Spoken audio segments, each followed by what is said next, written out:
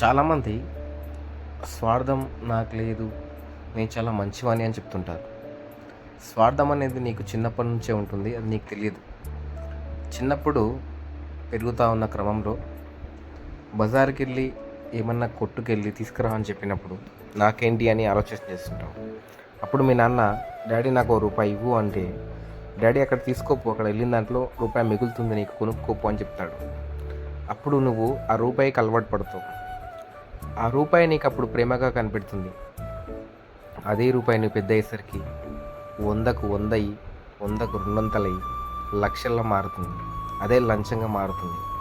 అంటే చిన్నతనం నుంచి నువ్వు తీసుకుంటున్న లంచం చిన్నప్పుడు మీ నాన్నకి నీకు ముద్దుగా కనబడ్డ అదే ప్రేమ పెద్దయ్యాక ఒక ఉద్యోగిగా మారి సమాజంలో గుర్తింపు పడ్డ వ్యక్తిగా మారినప్పుడు నువ్వు చేస్తున్న ఉద్యోగంలో తీసుకున్న పైసా లంచంగా మారుతుంది. అంటే నీతో పాటే లంచం కూడా నీకు పెరుగుతూ పోషిస్తుంది. లంచం